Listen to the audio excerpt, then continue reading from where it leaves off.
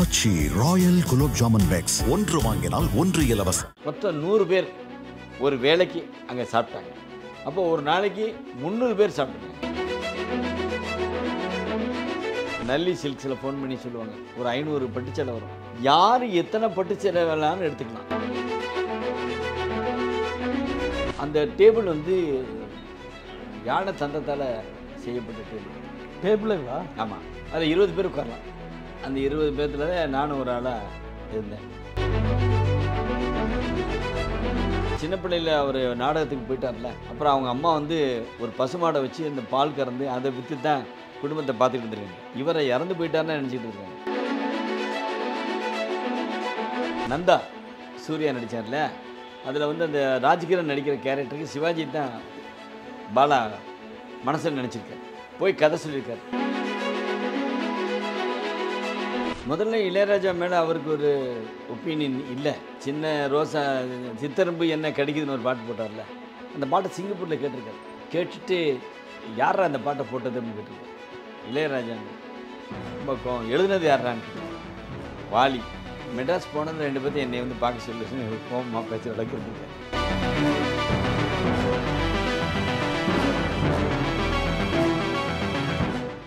சிவாஜியோட அன்னை இல்லம் ரொம்ப சிறப்பு வாய்ந்ததுன்னு எல்லாரும் பேசுவாங்க. அது குறிப்பாக காரணம் கூட்டு குடும்பம், அந்த ஒற்றுமை. அங்கே வந்து எவ்வளவு பேர் இருந்தாங்க, அவங்களுடைய அன்றாட லைஃப் எப்படி இருந்தது, அதை நீங்கள் எப்படி பார்த்துருக்கீங்க? நான் பார்த்தப்போ கொஞ்சம் அவர் சொல்லியிருக்காரு.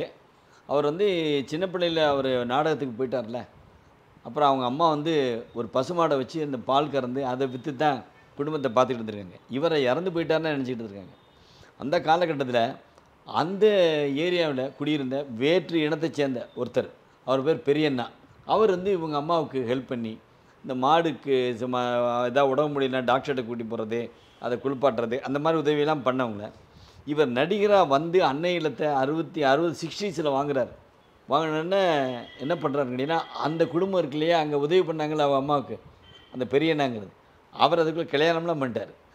அவர் குடும்பத்தையே அன்னை இல்லத்தில் தான் குடி வச்சுருந்தார். ஏன்னா அது 16 கார் வச்சுருந்தார் 62. அந்த 16 காரையும் ஓட்டுற டிரைவர்களும் அவங்க குடும்பத்தை சேர்ந்தவங்களும் மொத்தம் 100 பேர் ஒரு வேளைக்கு அங்கே சாப்பிட்டாங்க. அப்போ ஒரு நாளைக்கு 300 பேர் சாப்பிட்ருக்காங்க. அந்த சாப்பாட்டுக்கு சிவாஜி வீட்டுக்கு இன்னமும் ஏங்குற நிறைய பேர் இருக்காங்க. சிவாஜி வீட்டில் எப்போ சாப்பிட போகிறோம், இனிமேல் அந்த சான்ஸ் யாருக்கும் கிடைக்காது. அதுலேயும் சண்டே வந்து பிரியாணி டேன்னு வச்சுருப்பாங்க. என்னுடைய டிரைவர்ஸ் 16 பேர், அவங்க குடும்பம், அவங்க பிள்ளைகளை படிக்க வைக்கிறது இவர் தான். இந்த சங்கிலியாண்டபுரத்தில் ஹெல்ப் பண்ணாங்களே, அவங்களுக்கு ஒரு பொண்ணு பிறந்துச்சு. அந்த பொண்ணை வந்து தன்னுடைய மகள்களோட சர்ச் பார்க்கில் படிக்க வச்சார். மகன் ஒருத்தர் இருந்தார் பரணின்னு. பரணியை வந்து பிரபு ராம்குமார் படித்த ஸ்கூல்லையே பெங்களூரில் படிக்க வச்சார், பிஷப் காட்டனில். அதாவது சங்கிலியாண்டபுரத்தில் அவருக்கு உதவி பண்ணவங்க, அவங்க அம்மாவுக்கு உதவி பண்ணவங்க இந்த பெரியாண்டவருங்கிறவங்க, பெரியண்ணா. அவரை கடைசியில் வீட்டுக்கே மூத்தவர் அவர் தான் அப்படிங்கிற வச்சுருந்தாங்க, ஒரு தகுதி கொடுத்துருந்தாங்க. அவங்க வீட்டில் பார்த்தீங்கன்னா ஒரு இப்போ வந்து நம்ம நல்லி சில்க்ஸில் ஃபோன் பண்ணி சொல்லுவாங்க, ஒரு 500 பட்டுச்சேலை வரும், யார் எத்தனை பட்டுச்சேலை வேணாலும் எடுத்துக்கலாம். அது கமலாம்மாவோட உத்தரவு. அங்கே இருக்கிற பெண்கள் எடுத்துக்குவாங்க. அது மாதிரி ஒரு நகை செஞ்சாங்கன்னா, காரைக்குடியில் கருப்பையா ஆசாரின்னு ஒருத்தர் இருந்தார். அவர்கிட்ட ஒரு நெக்லஸ் செய்யணும் அப்படின்னா எத்தனைன்னு எண்ணி 16, 18, 20 அந்த மாதிரி தான் ஆர்டர் கொடுப்பாங்க. கேட்டிங்களா? எல்லோரும் நல்லா இருக்கணும், தாங்கிட்டே இருக்கிறவங்க எல்லாருமே நல்லா சாப்பிடணும், நல்லா இருக்கணும், வசதியாக இருக்கணும் அப்படிங்கிற. சிவாஜி வீட்டில் சாப்பிட்றதுங்கிறது சாதாரண விஷயம் கிடையாது. மோகன்லால் வந்து ட்ரிவாண்டத்துலேருந்து பிரியாணி சாப்பிட்றதுக்கு சண்டே இங்கே வருவார். பிரியாணி டேக்கு ஃப்ளைட்டுக்கு சார்ஜ், பிரியாணி எல்லாம் என்னென்னா சிவாஜி கூட உட்காந்து சாப்பிட்றது, அவர் சாப்பிடும்போது அவர் பேசுகிறது, எப்படி பிரியாணி சாப்பிடணுங்கிறது கிளாஸே எடுப்பார். சாப்பிடும்போது எப்படி சொல்லியிருப்பார். இது ஆரூதாஸ் சொன்னதே சொல்லி, ஆரூதாஸ் சும்மா சாப்பிட்டு ஒரு அந்த மட்டன் எடுத்து கடிச்சிருக்காரு. டேய் அப்படி சாப்பிடக்கூடாதுடா, எங்களுக்கு எடுத்துக்க பிரியாணியை நடுவில் கறியை வச்சுக்க, ரெண்டையும் சேர்த்து அப்படின்னு ஒரு சொல்லி கொடுத்துருக்காரு. அப்புறம் மீன் அவருக்கு ரொம்ப பிடிச்ச உணவு. அந்த மீனை அவர் சாப்பிட்ற விதம் முதல் மரியாதையில் பாரதி ராஜா காமிச்சது மட்டும் இல்லை, நிஜமாகவே அப்படி தான் சாப்பிடுவார். அந்த டிரைவர்கள், அந்த குடும்பங்கள், அவங்களாம் அங்கே தான் சாப்பிடுவாங்க. 16 காருக்கும் 16 டிரைவர். ஆமாம், 16 டிரைவர்களுடைய குடும்பங்கள். ஆமாம், இவங்க ஃபேமிலி மெம்பர்ஸ் எல்லாம் சேர்த்து அவரே சொன்ன கணக்கு 100. இதை இங்கே கொடுக்கல, அமெரிக்காவில் பேட்டி கொடுக்குறாரு. அந்த 100 பேரும் ஒரு வேளைக்கு சாப்பிட்டாங்கன்னா ஒரு நாளைக்கு 300 பேர் சாப்பிட்றாங்க தானே அர்த்தம். அது அது வந்து ஸ்பெஷல் சாப்பாடு. அப்படின்னா சமையல் கூடமே பெரிய பெரிய கூடம் தான். இப்போ 2-3 வழி இருக்கும் சமையல் கூடத்துக்கு போகிறதுக்கு. அப்படி எனக்கு தெரிய 40-43 பேர் சமயக்காரங்களை பார்த்துருக்கேன். பரிமாறும்போது பார்த்திங்கன்னா எல்லாத்துக்கும் ஒரே மாதிரி வைப்பாங்க. ரொம்ப ஸ்பெஷல் விருந்துலாம் வைப்பாங்க. சில நேரத்தில் ஃபாரின்லேருந்து யார் வந்தால் எல்லாருமே ஜென்ட்ஸ் பூரா ஃபுல் சூட் போடுவாங்க விருந்துக்கு. கடைசியாக நான் அவங்க வீட்டில் அட்டன் பண்ண பெரிய விருந்து வந்து நடிகர் கமலஹாசனுக்கு வந்து அவர் திரையுலகத்துக்கு வந்து 50 வருஷம் அதுக்கு கொண்டாடினாங்களே, அதுக்கு ஒரு விருந்து கொடுத்தாங்க. அது ஒரு அந்த டேபிள் வந்து யானை தந்தத்தால் செய்யப்பட்ட டேபிளேவா? ஆமாம், உள்ளே இருக்குது. அதில் 20 பேர் உட்காரலாம். அந்த 20 பேர்த்தில் தான் நானும் ஒரு ஆளாக இருந்தேன். எல்லா விஷயங்களும் பரிமாறினது சிவாஜி வீட்டு பெண்கள் தான், பையங்க தான், பேரைங்க தான் எல்லாம் சேர்ந்து. கமலஹாசனுக்கு பெரிய கமலஹாசன் ரொம்ப பெரிய மரியாதை கொடுப்பார்ல. ஆமாம் ஆமாம். அவர் கூட இதில் கூட சொன்னார், உங்களை பற்றி யார் ஆராய்ச்சி பண்ணுறாங்களோ அவங்கள பற்றி ஆராய்ச்சி பண்ணணும் அப்படின்னு ஒரு தற்செயலாக பேட்டி கொடுத்துருந்தார். அதுக்கு பிறகு அவர் என்கிட்ட ரொம்ப பிரியமாக இருக்கார். இப்போ ஓயாமல் போய் பார்க்குறதில்ல. அந்த மாதிரி சாப்பாட்டுக்கு இப்படி செலவழிப்பார். அது மாதிரி தீபாவளி அன்னைக்கு அவங்க வீட்டில் செய்கிற பலகாரங்களை பற்றி தனியாக எழுதியிருக்கேன். ஓஹோ. மட்டன் வகையிலே எத்தனை வகை செய்வாங்க, அது என்ன செய்வாங்க, எத்தனை வகையான ஸ்வீட்டு, எப்படி வெடிப்பாங்க, அந்த பிள்ளைங்களோட சேர்ந்து வெடிக்கிறது, அதெல்லாம் ஒரு தனி சாப்டராக எழுதியிருக்கேன். அது மாதிரி பொங்கல் கொண்டாடுவார். பொங்கல் அன்னைக்கு விடிஞ்சு ஏர்லி மார்னிங் கிளம்பி வேலூர் போய் தனக்கு முத சான்ஸ் கொடுத்த பராசக்தி நடிக்க சான்ஸ் கொடுத்த நேஷ்னல் பிக்சர்ஸ் பெருமாள் முதலியார் வீட்டுக்கு போய் ஒரு தட்டு நிறையா வெள்ளி காசு வச்சு கொடுப்பாரு. அவங்களுக்கு வந்து பட்டு சேலை பட்டு இதெல்லாம். அது போக அப்புறம் மறுநாள் என்ன பண்ணுவார்னா ஃபேமிலியோட ஒரு 10 காரில் சூரக்கோட்டை போவார். சூரக்கோட்டையில் இவர் வராஞ்சோட ரசிகர்னு வருவாங்கள்ல, எல்லாத்துக்கும் கெடா வெட்டி சாப்பாடு. சூரக்கோட்டை போயிட்டாலே அவர் அந்த பட்டிக்காடப்பட்டினம் ஸ்டைலில் தான் இருப்பார். வேஷ்டி கட்டி அந்த அவங்க மக்களை இயற்கையாக பேசிக்கிட்டு ரொம்ப ஜாலியாக ஒரு சுற்றி பார்ப்பார். பண்ணையெல்லாம் சுற்றி பார்ப்பார். பொங்கல்லாம் கொண்டாடிட்டு அப்படி வருவார். அவர் வீட்டுக்கு வராத பிரைம் மினிஸ்டர்ஸே யாருமே கிடையாது. யாருக்கிட்டையும் எந்த ஆப்ளிகேஷனையும் கேட்காத ஒரு ஆள் சிவாஜி. எனக்கு இந்த உதவி அவருக்கு சிவாஜி கணேசன் அவர்களுக்கு பிடிச்ச உணவு என்னவா இருக்குது? அவருக்கு பிடிச்ச உணவு தான் மீன். ரொம்ப பிடிக்கும். ஆல்மோஸ்ட் டெய்லி மீன் இருக்கும் சிவாஜி வீட்டில். அவர் விரால் மீன் ரொம்ப விரும்பி சாப்பிடுவார். அதுக்குன்னு ஆள் வந்துடும். அப்புறம் ஐர மீன் ரொம்ப பிடிக்கும். மதுரை ஐர மீன் ஃப்ளைட்லேயே கொடுத்து அனுப்புகிற ஆட்கள்லாம் இருக்காங்க. அதனால் சிவாஜி மதுரைக்கு போயிட்டார்னா அங்கே ஒரு பெரிய இது எல்லாருமே கொண்டாந்துருவாங்க பிடிச்சதா. அப்படி அப்புறம் தான் மீன் தான் ரொம்ப பிடிக்கும். அவருக்கு பிடிச்ச உணவு மட்டன் சாப்பிடுவார். அப்புறம் ஹண்டிங் போக ஆரம்பித்தார். அப்போ மான்கறிலாம் சாப்பிட ஆரம்பித்தார். ஆனால் அதெல்லாம் வந்து ஹண்டிங் போகிற இடத்துல சமைக்கிறதா. இப்போ கவர்மெண்ட் ஆஃப் இந்தியா வந்து இனிமேல் யாரும் ஹண்ட் பண்ணக்கூடாது அப்படின்னு சொன்னோன்னே அதை நிறுத்திட்டார். ஆனால் அவங்க வீட்டில் இருக்கிற எல்லா துப்பாக்கிக்கும் லைசன்ஸை பிரபு வந்து ரெகுலராக போலீஸில் கொடுத்து ரெனியூவல் பண்ணிகிட்டே வச்சுருக்கார். துப்பாக்கியில் பார்த்தீங்கன்னாலே அது ஒரு எக்ஸிபிஷன் மாதிரி இருக்கும். ஏகப்பட்ட துப்பாக்கிகள் இருக்கும். அப்படியா? ஆமாம். அவர் ஹண்டிங் பண்ண ஆரம்பித்தது பார்த்திங்கன்னா அவருக்கு ஒரே தங்கச்சி. அதுக்கு இந்த தொடர் இருமல் இருந்துச்சு, கக்குவான் இருமல், ஊஃபிங் காஃப்மாங்க இங்கிலீஷில். அப்போது ஒருத்தர் சொன்னார், சார் கருங்குயிலோட ரத்தத்தை கொடுத்தா அந்த இருமல் நின்று போயிடும். அதுக்காண்டி பெரம்பலூர் காட்டில் முதல் ஏர்கன் வாங்கி சுட ஆரம்பித்தார். அது இன்ட்ரெஸ்ட் வந்துடுச்சு. ஏன்னா பறவைலாம் சுட்டுட்ருக்கோம், நம்ம எதாவது மான் வேட்டைக்கு புலி வேட்டைக்கு போகணும் அப்படிங்கும்போது அப்போ வந்து ஆர்மரி முத்துன்னு ஒருத்தர் இருக்காருங்க சேலத்தில், பெரிய ஃபேமிலி. அவங்க இந்த வெடிமருந்து இதெல்லாம் ஏஜென்சி எடுத்துகிட்டு அவங்க வந்து அந்த வேட்டையை நீங்கள் பழகணும்னா வேட்டைக்காரன் புதர் முத்துமாணிக்க கவுண்டர்கிட்ட தான் போகணும் அப்படின்னு. அவர்கிட்ட பழக்கம் இல்லைன்னு சொன்னால் அங்கே அவருக்கு தெரிஞ்ச தட்சிணாமூர்த்தின்னு ஒரு இன்ஸ்பெக்டரு, அவர் மூலமாக அங்கே போனோன்னா அந்த வேட்டைக்காரன் முத்துமாணிக்கம் வந்து நல்ல ஹைட்டு 6.25 அடி இருப்பார். அவங்க வீட்டில் என்ன கட்டுப்பாடுனா சினிமாக்காரங்களோட யாரோடையும் பழகக்கூடாதுன்னு ஒரு கட்டுப்பாடு. ஆனால் இவர் வந்துட்டார் பொள்ளாச்சி வரைக்கும் வந்து முத்துமாணிக்கத்தை பார்க்கணுன்னு. உடனே தட்சிணாமூர்த்தி போய் இந்த உங்களை சிவாஜி கணேசனை பார்க்க வந்திருக்காரு. எந்த சிவாஜி கணேசன்? இந்த பராசக்தி மனோகரன். அப்போ தான் அதுதான் அந்த பீரியடு தான் நடித்தவர் அப்படின்னு. உடனே அவங்க அப்பாட்ட போய் சொல்லியிருக்காரு, அப்பா என்னை பார்க்க வந்திருக்காரு. சரி பார்க்கணும்னு வந்துட்டாருன்னா நீ போய் பாருங்க. அதுக்கப்புறம் 2 பேரும் ரொம்ப நெருங்கிட்டாங்க. ரொம்ப நெருக்கமானவர். சிவாஜி தனக்குன்னு ஒரு ஃப்ரெண்டு அப்படின்னு சொன்னால் அது முத்துமாணிக்கம் தான். வேட்டைக்காரன் புதூர் வேட்டைக்காரன் புதூர் முத்துமாணிக்கம் 2 பேரும் உட்காந்து காலையில் பேச ஆரம்பித்தாங்கன்னா அது சாயந்தரம் வரைக்கும் பேசிகிட்டு இருப்பாங்க. மற்றபடி தமிழ்நாட்டில் உள்ள எல்லா மன்னர் குடும்பங்களும் சிவாஜிக்கு பழக்கம் உண்டு. எல்லா ராஜாக்களும் வருவாங்க. ஒரு கட்டத்தில் லைசன்ஸ் சிவாஜிக்கு வேட்டைக்கு வராதுக்கு முன்னாடி ராஜாக்கள் துப்பாக்கியை யூஸ் பண்ணி தான் ஹண்டிங் போக ஆரம்பித்தார். அப்போ ராஜாக்களோடு சேர்ந்து அப்படி வந்து போகும்போது சிவகங்கை சண்முகராஜா, சிவாஜி, புதுக்கோட்டை தொண்டைமான் இவங்கெல்லாம் வேட்டைக்கு போகும்போது இந்த சாந்தி தேட்டரில் கொஞ்சம் ஃபினான்ஷியல் ப்ராப்ளம் இருக்குது, நீங்கள் இன்வெஸ்ட் பண்ணுங்கன்னு சிவாஜியை சொன்னேன். சிவாஜி உடனே தம்பிகிட்ட கேட்குறேன்னு சொல்லி தம்பிகிட்ட சொல்லி அதெல்லாம் சில பேர் பல கதைகள் சொல்கிறனால ஆர்ஓசின்னு இருக்குது, ரெஜிஸ்டர் ஆஃப் கம்பெனிஸ்னு, அது ஒரு லெட்ஜர் இருக்குது. அந்த லெட்ஜரை எடுத்து எவ்வளோ இன்வெஸ்ட் பண்ணாங்க, எத்தனை ஷேர்ஸ் வாங்கினாங்கிறதெல்லாம் டீட்டெயில் எடுத்து எழுதியிருக்கேன். சாந்தி தேட்டரில் அதை பற்றி இருந்தேன். சிவாஜி அவர்கள் வீட்டில் இருக்கும்போது அவருடைய பொழுதுபோக்கு என்ன? வீட்டில் இருக்கும்போது சார், நீங்கள் போயிருக்கீங்களா சிவாஜி வீட்டுக்கு? நான் போனதில்லை. ஓகே. போனோன்னே அவர் ஷூட் பண்ண புலியை வச்சு பாடம் பண்ணி வச்சுருப்பாங்க. அதுக்கு பேர் டைகர் ஹால். அதில் 2 பக்கமும் 7 14 சேர் போட்டிருக்கோம். வர்றவங்கெல்லாம் வந்து உட்காரலாம். அதை தாண்டி மெயின் ஹாலுக்கு போகும்போது இந்த பக்கம் ஒரு தூண் இருக்கும். அந்த தூணில் இந்த பார்த்தா பசுமரம் ஆடுறாருல, ஆமாம், அப்போ என்ன காஸ்டியூம் போட்டிருக்காரோ அதை போட்டு அந்த துண்டை சுற்றி தலைக்கு வச்சுட்டு வெறும் தரையில் சுத்தமாக கூட்டிகிட்டு படுத்து கிடப்பார். சும்மா இருக்கும்போது யார் வந்தாலும் சர்வெண்ட்டு போட இருக்கு அப்படின்னு நினைப்பாங்க. சாமி தான் இருப்பார். அப்படி நடந்துச்சு. இல்லஸ்ட்ரேட்டட் வீக்லியில் அந்த குஷ்வந்த் சிங் அவர் வந்து ஹிந்தியில் தம்பி உங்கள் முதலாளியை கூப்பிட்டுருக்கார். எந்திரிச்சு உட்காந்து நான் தாண்டா இங்கே முதலாளின்னு இருக்கார். மாப்புறேன் பரவாயில்ல, சேரில் உட்காரு, நீ உன் பெரிய உடம்பு உனக்கு, நீ அதிலே உட்காரு. ஹிந்தி நல்லா பேசுவார். அப்படியா?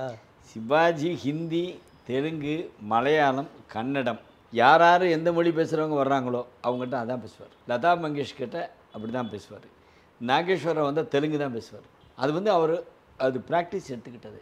அதனால் அந்த மாதிரி விரும்ப. அப்புறம் தன்னுடைய படத்தை வந்து படங்களை மட்டும் பார்க்க மாட்டார் தொலைக்காட்சியில். அது காரணம் கேட்டப்ப தப்பாக நடிச்சிருக்கமேன்னு எனக்கு வருத்தம் வந்துடும்டா அப்படின்னு சொல்லுவார் பதில். சிவாஜி அவர்கள் ஹாலிவுட் படம் நிறையா பார்ப்பாருன்னு கேள்விப்பட்டிருக்கோம். அவருக்கு என்ன மாதிரி படங்கள் வந்து அவர் ஆக்ஷன் படம் பிடிக்குமா, ரொம்ப ஒரு ஆக்டிங்க்கு முக்கியத்துவம் உள்ள படங்கள் பிடிக்குமா? ஆக்டிங் முக்கியத்துவம். அலெக் கின்னஸ்னு ஒரு ஆக்டர் இருந்தார். அவருடைய ஆக்டிங் இவருக்கு ரொம்ப பிடிக்கும். அதை பார்ப்பார். ஹாலிவுட் மூவிஸ் எல்லா மூவிஸையும் வந்து பார்ப்பார். சில பேர் சொல்லுவாங்க அதெல்லாம் பார்த்தனால தான் இவர் ஸ்டைல் பண்ணுறாருன்னு. கிடையாது. நீ இவரோட ஸ்டைலை எந்த ஹாலிவுட்டும் நடிகரும் பண்ணலை. இவர் வேறு ஸ்டைல் தான் பண்ணுவார். இந்த காலை இப்படி வச்சு நிற்பார் தெரியுமா, இந்த தெய்வ மகனில் தூணில் செஞ்சு வச்சுக்கிறேன். அது ஹவுஸ் ஆஃப் லார்ட்ஸ் லண்டனில் நிற்கிற ஸ்டைல். அது அவங்க தான் அப்படி நிற்பாங்க, அந்த மெம்பர்ஸாக இருக்கிறவங்க. அதெல்லாம் அவர் சாதாரணமாக பண்ணியிருந்தார். மற்றபடி ராஜாக்கிட்ட பழகிறனால அவங்களுடைய ஸ்டைல், திரும்பி பார்க்குறது, எந்திரிக்கிறது, நடக்கிறது, ஒரு ஆட்டை ஏதாவது விஷயத்த சொல்கிறது, இது பூரா கிங்ஸ் மாதிரியே இருக்கும். காரணம் அவங்கள்ட்டயே பழகி சாப்பிட்டு முடிச்சுட்டு கை கழுவ போகும்போது பார்த்தீங்கன்னா நம்ம வீடு தானே சொல்லிட்டு சாதாரணமாக நடந்து போக மாட்டார். அப்போ நீங்கள் பார்த்தீங்கன்னா அது ஒரு நடை. அது வரைக்கும் கை கழுவுற இடம் வரைக்கும் நடந்துட்டு வருவார். அது அவர் வந்து சொன்ன டஃப்பான, நான் சந்தித்ததுலேயே ரொம்ப டஃப்பான கேரக்டர் வந்து கப்பலோட்டி தமிழன் வஉசியாக நடிக்க தான் சிரமப்பட்டேன்னு சொன்னார். அப்படியா? ஏன்னா வஉசி வந்து பெரிய அவருடைய பயோகிராஃபி புக்கு ஒன்றும் இல்லை. அப்போ அவரை பற்றியே நினச்சி உருவப்படுத்தினாராம். சொல்லியிருக்கார் அவரே. வஉசி ஜெயிலிருந்து தன்னுடைய கப்பல் கம்பெனி டைரக்டர்ஸ்க்கு எழுதின கடிதங்கள், அவர் பேசிய பேச்சுக்கள், இதெல்லாம் பார்த்துட்டு கொஞ்சம் கொஞ்சமாக உருவகப்படுத்தி அந்த கதாபாத்திரத்தை கொண்டு வந்து நடிச்சிருக்காரு. மற்றபடி வேறு ஒன்றும் இல்லை. ஆனால் அது சக்ஸஸ்ஃபுல்லாக நடிச்சிட்டாருங்கிறது எப்படி ப்ரூவ் ஆகுதுன்னு கேட்டிங்கன்னா, வஉசி மகன் வந்து படம் பார்த்துட்டு எங்கள் அப்பா சின்ன பிள்ளையில பார்த்தது திருப்பி அப்படியே எங்கள் அப்பா பார்க்குற மாதிரி இருக்குன்னு அவர் சொன்னதும், ஜீவானந்தம் கம்யூனிஸ்ட் தலைவர் வந்து வஉசியோட ஃப்ரெண்டு, அவர் படம் பார்த்துட்டு இருப்போம் பாதியில் எந்திரிச்சு போயிட்டாராம். என்னங்க பாதியில் வந்துட்டீங்க, அவர் நடிக்கிறது சரியில்லைன்னு பார்க்கவே முடியல, திருப்பி வஉசி வந்து என்கிட்ட பேசிகிட்டு இருக்கிற மாதிரி இருக்கு அப்படின்னு சொன்னது ரெண்டுமே அவர் அந்த கேரக்டர் எப்படி எடுத்து நடிச்சிருப்பார். சிவாஜி பிடிச்ச பாட்டு எந்த பாட்டை விரும்பி கேட்குறாரு? அவருடைய பாட்டு பாடுற மெத்தேடு கிட்டத்தட்ட படத்தில் வந்து அவரே பாடுற மாதிரி இருக்கும்ல, அதை எப்படி அவர் கொண்டு வந்தார் அப்படிங்கிறத ஆய்வு பண்ணியிருக்கீங்களா? அதை பற்றி அவர் என்ன சொல்லியிருக்காருன்னா பண்ணியிருக்கேன். என்ன சொல்லியிருக்காருன்னு கேட்டிங்கன்னா, எந்த சுதியில் வந்து டிஎம்எஸ் பாடுறாரோ அதே சுதியில் இவரும் பாடுவார். பாட்டை பூரா உடனே மனப்பாடம் பண்ணிடுவார் சார். அதுக்கு பிஜிஎம் இருக்குல்ல, அதெல்லாம் இவருக்கு அப்படியே பதிஞ்சிடும் இது எந்த மாதிரி இருக்குன்னு. இதுக்கு ஒரு பெரிய உதாரணம்னு பார்த்தீங்கன்னா, அவன்தான் மனிதன் மனிதன் நினைப்பதுண்டு பாடல் இருக்குல்ல, அந்த பாட்டை எடுக்கிறதுக்கு சிங்கப்பூரில் ஒரு ரிசார்ட்ஸை புக் பண்ணியிருக்காரு தில்லோச்சந்தர். நாகரான்னு ஒரு எக்யூப்மெண்ட் இருக்குது, தெரியுமில்ல உங்களுக்கு. அந்த எக்யூப்மெண்ட்டில் தான் இவங்க ஸ்டோர் பண்ணி அந்த எக்யூப்மெண்ட்டை வச்சு தான் ஷூட் பண்ணுவாங்க. அந்த எக்யூப்மெண்ட்டை ஷூட்டிங் ஸ்பாட்டுக்கு கொண்டு வர மறந்துட்டாங்க யூனிட். ஸோ அதை கொண்டு வர்ற வரைக்கும் லேட் ஆகிடும். அதுக்குள்ளே ரிசார்ட்ஸோட டைம் முடியுது. ரெஸ்ட்லெஸ்ஸாக இருந்திருக்கார் தில்லோச்சந்தர். சிவாஜி கூப்பிட்டு, என்ன திருலோக்கு என்ன ஒரு மாதிரி ரெஸ்ட்லெஸ்ஸாக இருக்கேன், என்ன விஷயம்? இல்லை அந்த நான் நாகரா கொண்டு வரல, அந்த பாட்டை முடிச்சிடலான்னு பார்த்தேன். அந்த பாட்டு ஃபுல்லாக எனக்கு தெரியும், நான் பாடிக்கிட்டே நடக்கிறேன். எங்கே நிறுத்தணுமோ மியூசிக்கு அங்கே நானே நிறுத்திக்கிடுவேன், எங்கே ஆரம்பிக்கணுமோ அங்கே நானே ஆரம்பிச்சிடுவேன், நீ எடுத்துகிட்டே இரு. அதுக்கப்புறம் நாகரா வந்தோடனே அந்த இடத்துல டிஎம்எஸ் வாய்ஸை ஃபிட் பண்ணிக்கிட்டான். ஓ, இது எந்த பெரிய ஆச்சரியம் தான். இது எந்த நடிகரும் செஞ்சிருக்கு சான்ஸே கிடையாது. யாருடைய பாட்டை வந்து ரொம்ப விரும்பி கேட்டிருக்காரு? விரும்பி கேட்டிருக்காருன்னா அவருக்கு எம்எஸ் சுப்புலட்சுமி பாடல்கள் ரொம்ப பிடிக்கும். அது அந்த அம்மா வந்து ஒரு தடவை உடம்பு சரியில்லை, ஃபீவராக இருக்குன்னு சொல்லி பார்க்க போயிருக்காரு. பார்க்க போயிட்டு அந்த அம்மா பார்த்து காலை தொட்டு கும்பிட்டு, பார்த்துக்கிறீங்கம்மா உடம்பு அப்படின்னு சொல்லிட்டு வெளியே வந்துட்டுன்னா, எம்எஸ் சுப்புலட்சுமியோட ஹஸ்பண்ட் கூடவே வந்து வழி அனுப்ப வந்திருக்காரு. ஐயா, அம்மா பத்திரமா பார்த்துக்கிறீங்க, அவங்க குரல் வந்து தேசத்தின் சொத்துன்னு இருக்காரு. என் மனைவியோட குரல் தான்ப்பா தேசத்தின் சொத்து, தலைமுடியிலேருந்து பாதம் வரைக்கும் நீ இந்த தேசத்தின் சொத்து, உடம்பு நீ பத்திரமா பார்த்துக்க அப்படின்னு அவர் சொல்லியிருக்காரு. இப்போ நவீன கால இயக்குநர்களில் பாரதி ராஜாவுடைய படம் வந்து முதல் மரியாதை ரொம்ப முக்கியமான படம். பாரதி ராஜாவை பற்றி அவர் எப்படி ஒப்பீனியன் வச்சுருந்தார்? இளையராஜா அந்த படத்துக்கு ஒரு பெரிய முக்கியமான காரணகர்த்தா வந்து இளையராஜா அவர்களை பற்றின சிவாஜியோட ஒப்பீனியன் என்ன மாதிரி இருந்தது? முதல்ல இளையராஜா மேலே அவருக்கு ஒரு ஒப்பீனியன் இல்லை. சின்ன ரோசா சித்தரும்பு என்ன கடிக்குதுன்னு ஒரு பாட்டு போட்டார்ல, அந்த பாட்டை சிங்கப்பூரில் கேட்டிருக்காரு. கேட்டுட்டு யாரா அந்த பாட்டை போட்டது அப்படின்னு கேட்டிருக்காரு. இளையராஜான்னு ரொம்ப எழுதுனது யாரான்னு கேட்டிருக்காரு. வாலி மெட்ராஸ் போனது 2 பேர்த்தையும் என்னை வந்து பார்க்க சொல்லுன்னு கோபமாக பேசுகிற அளவுக்கு இருந்திருக்காரு. தீபம் படத்தில் தான் முத இளையராஜா போட ஆரம்பிச்சிருக்காரு. சிவாஜிக்கு மியூசிக் போட்டோன்னா அது இவருக்கு சங்கீதம்லாம் தெரியும். எம்ஜிஆர் மாதிரி செலக்ட் பண்ணுற அக்கறை அவருக்கு இருக்காது. இதை செலக்ட் பண்ணி போட்டால் நமக்கு நல்லா அப்படி பண்ண மாட்டார். ஆனால் அந்த மியூசிக் நல்லா போடுறோன்னா இளையராஜா ஒரு வித்தியாசமான ஆளாக வந்திருக்காருன்ட்டு. அவர் கூட அவர் செட்டு தானே பாரதி ராஜா வந்து முதல் மரியாதையில் வந்து இப்படி ஒரு நல்ல கதை இருக்குது அப்படிங்கிறத சித்ராலட்சுமணன் சொல்லியிருக்கார் சிவாஜிட்ட. பாரதி ராஜா அவர் சொல்லி ஏதாவது நல்ல கதை வச்சுருக்கேன் மேடன்னு. இல்லைன்னா கதை என்ன ரெடி பண்ணல, நான் இப்போ லொக்கேஷன் பார்க்க போகிறேன்னு. நானும் வரேன், லொக்கேஷன் பார்க்க போகிறேன் அப்படின்னு சொல்லிட்டு தான் அவர் கூடவே போனது. அங்கே போனோன்னு தான் இவர் கொஞ்சம் கொஞ்சமாக ஸ்டோரியை சொல்லியிருக்காரு. நீ நடிக்க வேணாம்னே, நில்லுங்க, நடங்க. இந்த என்னுடைய புத்தக வெளியீட்டு விழாவில் கூட பாக்யராஜ் சொன்னார், டேய் வெயில் போகும்போது அண்ணனை மரத்துலேருந்து பின்னாடி இருந்து எட்டி பார்க்க சொல்கிறேன் அப்படின்னு இருக்கார் பாரதி ராஜா. பாக்யராஜ் போய் அப்போ அசிஸ்டண்ட் அவர், அண்ணே நீங்கள் இந்த மரத்துலேருந்து எட்டி பார்க்கணுமா? எதுக்குடா எட்டி பார்க்கணும்? நீ எட்டி பார்க்கணே, வெயில் போகுது. டேய் நான் சிவாஜிடா, எதுக்கு எட்டி பார்க்கணும் கூட என்கிட்ட சொல்ல வேணாமா? இல்லைண்ணே வெயில் போகுதுண்ணே, இன்னும் எட்டி பார்த்து சரி நான் முகத்தை சோகமாக வச்சுக்கிறமா, நீ எப்படி வேணாலும் வச்சுக்கோங்கண்ணே அப்படின்னு எடுத்தாங்களாம். அந்த பூங்காத்து திரும்ப அந்த பாட்டை கேட்டோன்னே சிவாஜி, என்னடா இப்படி ஒரு இது பண்ணியிருக்கீங்க எடிட்டிங்லையும் இதுலேயும், நான் நடிக்கவே இல்லையடா இந்த படத்தில். அது அந்த விக்கெல்லாம் எடுத்த கதையெல்லாம் உங்களுக்கு தெரியும், அது வேணாம்னே அப்படின்ட்டு. நீங்கள் வந்து எனக்கு வேண்டியது ஒரு வீணை ஒரு சரஸ்வதினே, உங்கள்கிட்ட 10 வீணை 10 சரஸ்வதி இருக்குது, யோசிச்சுக்க நான் ஒரு லைப்ரரிடா, என்ன வேணாலும் எடுத்துக்கலாம் அப்படின்னு சொல்லியிருக்காரு. அது முதல் முறையாக நம்ம பார்த்தோம், சூப்பர் டூப்பர் ஹிட்டு. ஆனால் இந்த கதையை ஒரு கதைன்னு சொல்லிட்டு சிவாஜி நடிக்க வச்சுருக்கேன்னு இளையராஜா பாரதி ராஜாவை திட்டிருக்காரு. ஏன்டா அந்த கதைக்கு என்னன்னு கேட்டிருக்காரு. சரி விடு கொண்டான்ட்டேன் அவன் போட்டு கொடுத்துருக்காரு. போட்டு முடிச்சு ஹிட்டான பாரதி ராஜா, உனக்கு பிடிக்காத கதைக்காடா இப்படி போட்டிருக்க, அப்போ பிடிச்சிருந்துச்சிண்ணே அப்படின்னு இளையராஜாட்ட சொன்னதாக தகவல். அந்த மாதிரி அவர் லேட்டஸ்ட்டாக வந்தவங்கள்ட்ட ரொம்ப நல்லா ஒர்க் பண்ணுறாங்க. எல்லாம் நல்லா வித்தியாசமாக நடிக்கிறாங்க எல்லோரும். நான் கொஞ்சம் லேட்டாக ஆகிட்டு வயசாகிடுச்சு போல எனக்கு அப்படிங்கிற மாதிரிலாம் சொன்னார். நல்லா நடித்தார், விஜய் கூடலாம் நடித்தார், ரஜினி கூட நீ தான்டா சூப்பர் ஸ்டார் அப்படின்னு இவரும். எப்படி அது வந்து அவ்வளோ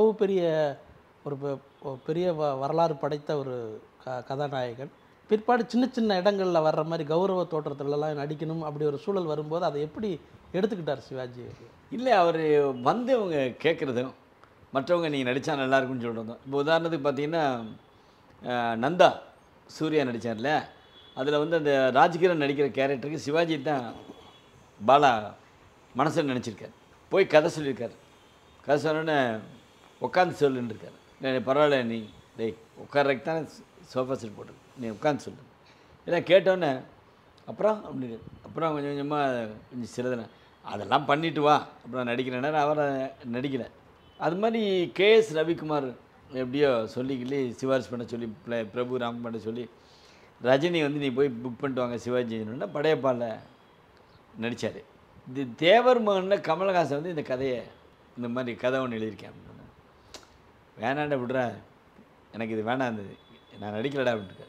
நீங்கள் நடிக்கலைன்னா அந்த படத்தை நான் இந்த கதையை நான் எடுக்க மாட்டேன்னு இருக்கார் அவர். அப்புறம் பிரபு ராம்குமார்லாம் சொன்னோன்னே சரி சரி நடிக்கணுன்னா மீசையை நான் சொல்கிறபடி வைங்கன்னு சொல்லி அவர் கமலா வச்ச டிசைன் தான் அந்த மீசை. வாரம் வாரம் வந்து அவரே எக்ஸ்ட்ராவாக வளர்ந்ததெல்லாம் சிசர் பண்ணி வெட்டி விட்டுருக்காரு. இந்த மீசையோட மட்டும் நீங்கள் யாருக்கும் போஸ் கொடுத்துடாதீங்க, இது அப்படியே இருக்கணும் தனியாக, படம் முடிஞ்சோன்னே கொடுத்துக்குறங்க அப்படின்னு. கமலுடைய அந்த அவர் அந்த ஸ்கிரிப்ட் இருக்குல்ல அது புது சாஃப்ட்வேர், அது 7 days அது வரும். அந்த 7 daysக்குள்ளே தான் இந்த சிவாஜியோட கால் ஷீட்டை முடித்தார் கமல். ரெண்டாவது சிவாஜிகிட்ட வாங்கின கால் ஷீட் வாங்கினதும் 7 days தான். அதில் போற்றி பாடடி பொண்ணு எழுதினார் இல்லையா வாலி, அதுக்கும் ஒரு கதை இருக்குது. அது வாலியே சொல்லியிருக்காரு. வாலி திரைப்பட உலகத்துக்கு வர்றதுக்கு முன்னாடி வறுமையில் வாடும்போது ராமநாதபுரம் போயிருக்காரு. அவங்க சொந்தக்காரங்க வீட்டில் போய் பண உதவி வாங்கலான்ட்டு.